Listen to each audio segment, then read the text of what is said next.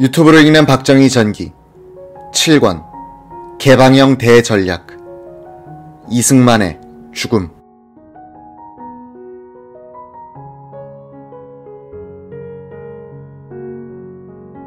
우리나라가 석유 산업에 기초한 섬유공업을 발전시켜 나가고 있을 때 북한은 이런 세계적인 대세와는 거꾸로 가고 있었다.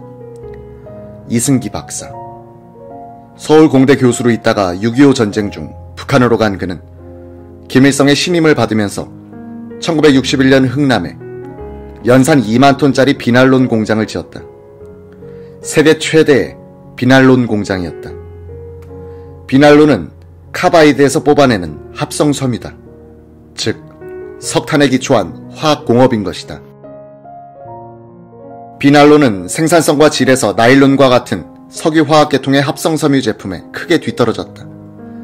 김일성은 석유 대신 석탄이 풍부한 북한에서 비난론에 의존하여 입는 문제를 해결하려고 한 것인데 완전히 세계과학 기술의 흐름에 역행하는 발상이었다. 비난론 공장을 건설한 방식도 사회주의식 비능률성의 극치를 보여주었다. 15만 평의 거대한 공장을 짓는데 15,000개의 크고 작은 기계가 필요했다. 북한은 이 기계를 일일이 제작하여 설치했다. 설계 도면이 2트럭뿐이었다고 한다. 그들은 공장에 들어갈 기계와 부품 하나하나를 몽땅 설계하고 깎아 만들었다. 자동차 한 대를 만든다면서 부속품을 사오지 않고 일일이 만들어 조립한 식이다. 이렇게 만들었으니 가격은 얼마나 비싸겠는가. 이승기 교수로부터 배우기도 했던 서울공대 출신 오원철은 낙후된 비난론 기술로 의복 문제를 해결하려고 한 북한은 지금도 헐벗고 있다면서 한때 세계적인 석학으로 추앙받았던 이승기도 김일성의 이른바 주체사상 때문에 민족 반역자가 됐다고 지적했다. 이승기는 나중에 북한의 원자력 연구소를 창설, 핵 개발에도 관여하게 됐기 때문이다. 1965년 6월 22일 오후 일본 도쿄 총리관제 1층 대응접실, 한국 측 대표 이동원 외무장관과 김동조 주일대사, 일본 측 대표 시나 외상과 다카스키 수석대표는 13년 8개월을 끌어온 한일회담에 종지부를 찍었다.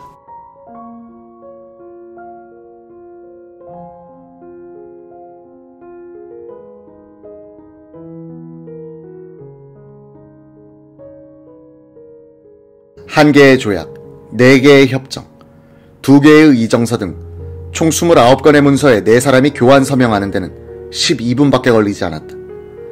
참의원 선거, 지방유세 도중 도쿄로 돌아와 국교 정상화 조약 조인식에 참석한 사또 총리가 이 역사적인 순간을 조용히 지켜봤다. 조인을 마친 뒤 일본 측은 100명이 넘을 것 같은 양측 대표자들 및 배석자들에게 일일이 샴페인 한 잔씩을 돌렸다. 굳은 표정의 사또 총리가 일어나 양국의 번영과 우호를 위해 건배합시다 라고 선창했다. 참석자들은 잔을 높이 들고 한 모금씩 입에 대는데 그쳤지만 애주가인 신하 외상은 잔을 비웠다. 조인식을 끝낸 양국 대표들은 서로 악수를 나눴지만 웃음기를 찾아볼 수 없었다. 즐거워할 수도 웃을 수도 없는 역사의 무게를 모두가 느끼고 있었다. 텅 빈 조인식장 기자석에 마지막까지 남은 일본인 기자가 곁에 있던 한국인 기자에게 오늘 기사는 무슨 말로 시작해야지 하고 말을 걸었으나 실없는 이야기처럼 들릴 정도로 분위기는 풀리지 않았다. 김동조 대사는 난항을 거듭한 끝에 드디어 현안을 해결했다는 감격도 있었지만 그보다는 이제부터 한일 관계를 어떻게 하면 새롭게 건설해 갈 것인가 하는 책임감에 눌려서 기쁨을 느낄 여유가 없었다 라고 회고록에 썼다. 조인식 날 아침까지 양국이 합의하지 못했던 것이 독도 영유권 문제였다. 일본 측은 독도 영유권 문제가 존재한다고 외교각서에 기록을 남겨두자고 했다. 우리 측은 독도 문제는 존재하지 않는다는 기존 입장을 양보하지 않았다. 실질적으로 일본 측을 대표하여 회담을 이끌어왔던 우시바 심의관은 비공식으로 김동조 수석대표를 만난 자리에서 이런 아이디어를 냈다고 한다. 한국이 다케시마의 일본 영유를 인정할 수 없듯이 우리도 국민 감정상 독도를 인정할 수는 없습니다. 구린내 나는 물건은 뚜껑을 덮어두자는 말이 있습니다. 일본 외무성이 독도 문제와 관련한 문서를 매년 한 차례씩 한국 측에 전달하면 귀 측에선 이를 매번 묵살하면 되지 않습니까? 결국 독도의 명칭을 거론하지 않고 분쟁 해결에 관한 교환 공문에 애매하게 이 문제를 기술하기로 합의함으로써 우리는 독도 문제는 존재하지 않는다는 입장을 지켜낸 셈이 됐다. 김동조 전 대사는 1996년 6월 23일 제주도에서 있었던 한일 정상회담 때 하시모토 일본 총리의 발언에 김영삼 대통령이 말려들었다고 말하고 있다. 이날 하시모토는 1996년 3월 2일 방콕의 아시아 유럽 정상회담 때 제기됐던 신해 양법에 의한 어업 기선 200해리에 독도가 포함되면 영유권 문제에 관련된 여러 가지 문제가 발생할 것이 우려된다고 말했었다. 이에 대해 김 대통령은 영유권 문제와 어업협정은 별개 문제로 하여 해결하자고 답변함으로써 한일 양국 간의 독도에 관한 영유권 문제가 현안으로 존재한다는 일본 측의 주장을 인정한 셈이 됐다는 것이다. 김 전 대사는 일본 언론까지 나서서 김 대통령과 한국 정부의 태도 변화를 유연한 자세 운운하며 칭찬을 아끼지 않았던 사실이 잊혀지지 않는다고 했다.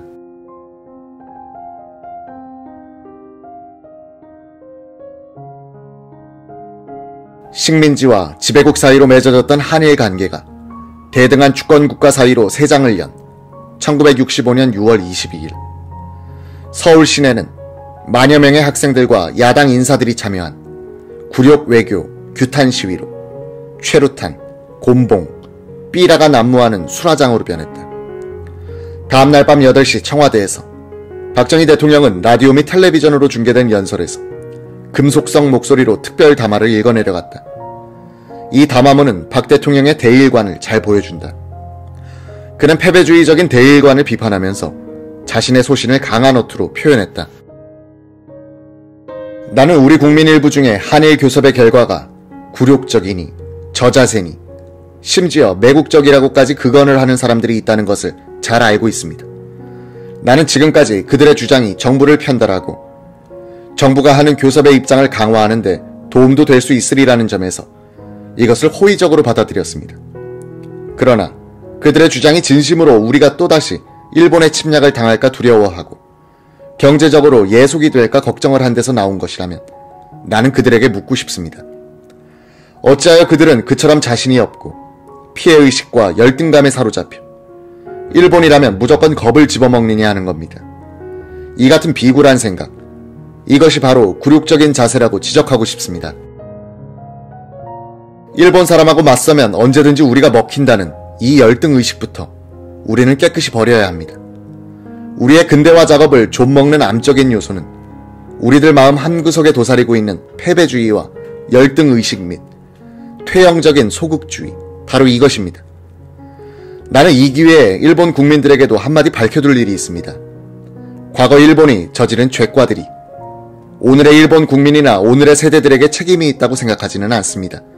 그러나 일본은 역시 믿을 수 없는 국민이다 하는 대일 불신 감정이 우리 국민들 가슴속에 또다시 싹트기 시작한다면 이번에 체결된 모든 협정은 아무런 의의를 지니지 못할 것이라는 것을 이 기회에 거듭 밝혀두는 바입니다.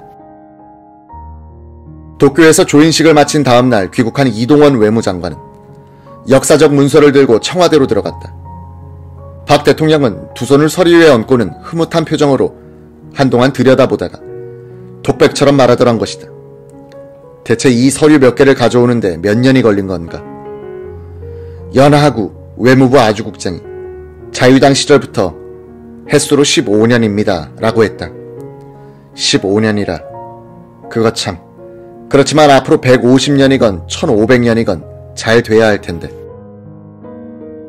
1965년 7월 19일 하와이 호놀룰루의 마우나라니 정양원에서 치료를 받고 있던 이승만 초대 대통령이 부인 프란체스카 여사, 양자 이인수, 재미동포 최백열이 지켜보는 가운데 운명했다. 향년 90세. 의식을 잃은 지 1년이 넘은 그는 큰 숨을 한번 몰아쉬고는 조용히 숨을 거뒀다.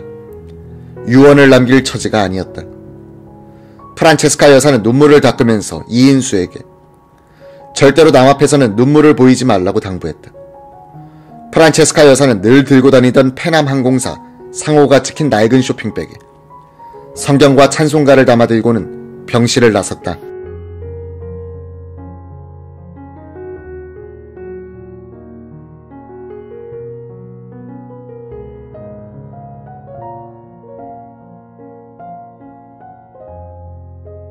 이승만 전 대통령을 마지막으로 위문한 정부 요인은 이동원 외무장관이었다.